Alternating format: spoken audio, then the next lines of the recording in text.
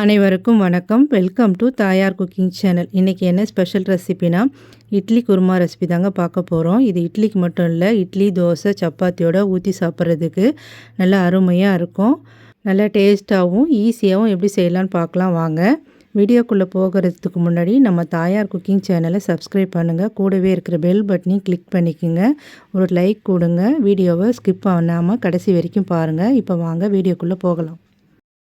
இந்த இட்லி குருமா செய்கிறதுக்கு மசாலா வதக்கி அரைக்கணும். அதுக்கு அடுப்பை பற்ற வச்சு கடாய் வச்சுக்கோங்க. கடாய் சூடானோடனே 2 ஸ்பூன் எண்ணெய் ஊற்றிக்குங்க. தோல் உரிச்ச 5 பல் பூண்டு சேர்த்துக்கலாங்க. இஞ்சி 4 துண்டு சின்ன சின்னதாக கட் பண்ணது அதை சேர்த்துக்கலாங்க. 3 பச்சை மிளகா சேர்த்துக்குங்க. இந்த குருமாவுக்கு இந்த பச்சை மிளகா காரம் மட்டும்தாங்க, நம்ம எக்ஸ்ட்ரா எதுவும் மிளகாத்தூள் சேர்க்க போகிறதில்ல. 1 ஸ்பூன் சோம்பு, 1 டேபிள் ஸ்பூன் பொட்டுக்கடலை சேர்த்துக்குங்க. 1/2 டீஸ்பூன் கசகசா,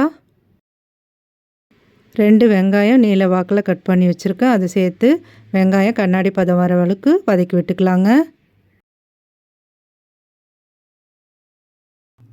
பாருங்கள், வெங்காயம் இந்த அளவுக்கு வதங்கி வந்தோடனே இது கூடவே 1/2 மூடி தேங்காய் துருவி வச்சுருக்கேன், அதை சேர்த்துக்கலாங்க. தேங்காவை சேர்த்து மசாலாவோட நல்லா வதக்கி விடுங்க. இந்த அளவுக்கு வதங்கினா போதுங்க. இப்போ ஸ்டவ் ஆஃப் பண்ணிவிட்டு இதை நல்லா ஆற வச்சுட்டு மிக்ஸி ஜாரில் சேர்த்து தண்ணி ஊற்றி நல்லா மைய அரைச்சி எடுத்து வச்சுக்கோங்க. இந்த குருமா நம்ம இப்போ குக்கரில் தாங்க செய்ய போகிறோம், 1 பாட் ரெசிபியாக. அதுக்கு அடுப்பை பற்ற வச்சு குக்கர் வச்சுக்கோங்க. 3 ஸ்பூன் எண்ணெய் ஊற்றிக்குங்க. இப்போ எண்ணெய் சூடானவுடனே இதுக்கு தேவையான மசாலா சேர்த்துக்கலாம். 1 பிரிஞ்சி இலை இந்த சைஸில், 3 துண்டு பட்டை, 1 அன்னாச்சி பூ, கொஞ்சம் கல்பாசி, ஒரு 4 லவங்கம். இப்போ இதையெல்லாம் எண்ணெயில் சேர்த்துக்கலாங்க.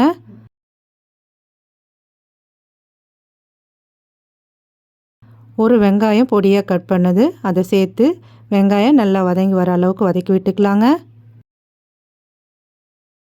இப்போ பாருங்கள், வெங்காயம் நல்லா வதங்கி வந்துடுச்சு. இப்போ இதில் 3 தக்காளி பொடியாக கட் பண்ணி வச்சுருக்கேங்க, அதை சேர்த்துக்கலாங்க. தக்காளி நல்லா மசிஞ்சு வர அளவுக்கு வதக்கி விட்டுக்கலாங்க. இப்போ தக்காளி வதங்கி வரும்போதே இந்த குருமாவுக்கு தேவையான உப்பு சேர்த்துக்கலாங்க. நான் 1 ஸ்பூன் கல் உப்பு சேர்த்துக்கிறேங்க. தக்காளி கூட உப்பு சேர்த்து வதக்கும்போது தக்காளி நல்லாவே குழஞ்சி வதங்கி வருங்க. பாருங்கள், தக்காளி நல்லா வதங்கிடுச்சு. இதில் 1/4 டீஸ்பூன் மஞ்சள்தூள் சேர்த்துக்கலாங்க. தக்காளி கூடயே மஞ்சத்தூளையும் சேர்த்து கலந்து விடுங்க. இதை கலந்து விட்டுட்டு இப்போ இதன் கூடவே நம்ம ஏற்கனவே வதக்கி அரைச்சி வச்ச மசாலா விழுத சேர்த்துக்கலாங்க. சேர்த்துட்டு வெங்காயம் தக்காளி கூட நல்லா 2 நிமிஷத்துக்கு சேர்த்து வதக்கி விடுங்க. பாருங்கள், மசாலா இந்த அளவுக்கு வதங்கி வந்த உடனே இப்போ இதில் தண்ணி சேர்த்துக்கலாம். 3 கப் அளவு தண்ணி சேர்த்துக்குங்க. நான் மசாலா அரைச்ச ஜாரில் கொஞ்சம் தண்ணி சேர்த்து அதையும் சேர்த்துக்கிறேங்க. சேர்த்துட்டு நல்லா கலந்து விடுங்க. இப்போ நல்லா கலந்து விட்டுட்டு குக்கரை மூடி வச்சு வெயிட் போட்டு 2 விசில் விட்டு இறக்கிடுங்க. ப்ரெஷர்லாம் நல்லா அடங்கினதுக்கப்புறம் நம்ம ஓப்பன் பண்ணி பார்க்கலாம். குக்கர்லேருந்து 2 விசில் வந்து ப்ரெஷர்லாம் நல்லா அடங்கிடுச்சுங்க. இப்போ நம்ம ஓப்பன் பண்ணி குருமா எப்படி வந்திருக்குன்னு பார்க்கலாம். பாருங்கள், குருமா நல்லா சூப்பராக வந்திருக்கு. இதில் இப்போ பொடியாக நறுக்குன கொத்தமல்லி தழை சேர்த்துக்கலாங்க. சேர்த்துட்டு நல்லா கலந்து விடுங்க.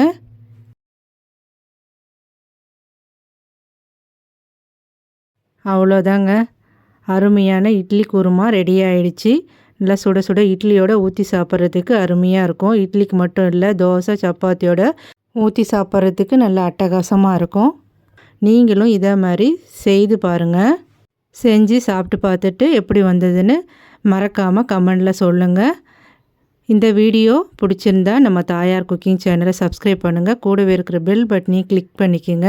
ஒரு லைக் கொடுங்க. ஃப்ரெண்ட்ஸ் அண்ட் ஃபேமிலிக்கு ஷேர் பண்ணுங்கள். நன்றி, வணக்கம்.